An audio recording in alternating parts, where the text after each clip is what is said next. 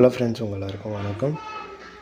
News பேப்பரில் பார்த்துருக்கலாம் நீங்கள். இந்த மாதிரி டைப்ரைட்டிங் தேர்வு மையத்தை ஒதுக்கீடு செய்ததில் மாணவர் முறையீடு அப்படின்னு சொல்லிட்டு இப்போ இதில் வந்து பார்த்திங்கன்னா டிஸ்டன்ஸ் நிறையா இருக்குது அப்படிங்கிற மாதிரி சொல்லி வந்து பார்த்திங்கன்னா நியூஸ் பேப்பரில் வந்திருக்கு. ஸ்டூடெண்ட்ஸுக்கு வந்து பார்த்திங்கன்னா எக்ஸாமினேஷன் சென்டர் வந்து ரொம்ப தூரத்தில் இருக்குது, எப்படி மிஷின்லாம் தூக்கிட்டு போகிறது, எப்படியெல்லாம் வந்து பார்த்திங்கன்னா கஷ்டமாக இருக்கும் அப்படின்னு சொல்லிட்டு இதில் அவங்க என்ன சொல்லியிருக்கிறாங்க, ஸ்ட்ரிக்டாக சொல்லியிருக்கிறாங்க. எக்ஸாமினேஷன் சென்டர் சேஞ்ச் பண்ணுறதுக்கு வாய்ப்பு இல்லை அப்படிங்கிற மாதிரி வந்து எழுதியே போட்டாங்க டோட்டில்.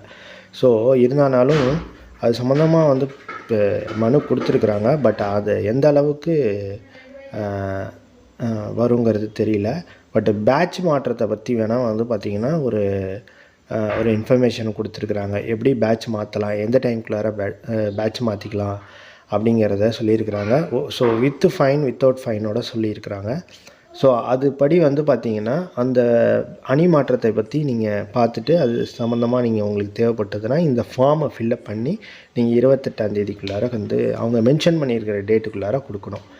அதே மாதிரி வந்து பார்த்திங்கன்னா ஹால் டிக்கெட்டில் கொடுத்த டீட்டெயில் வந்து பார்த்திங்கன்னா நீங்கள் எடுத்துகிட்டு வரும்போது வந்து பார்த்திங்கன்னா அந்த ஐடி கார்டில் மேட்ச் ஆகலை அப்படின்னா நீங்கள் வந்து பார்த்திங்கன்னா பெர்மிட் பண்ண மாட்டாங்க. Hall ticket is comparison with the submitted original identity.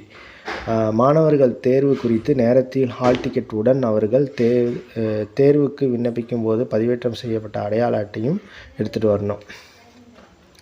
அதேமாதிரி அப்டேட்டட் ஹால் டிக்கெட்டை எடுத்துகிட்டு வாங்க.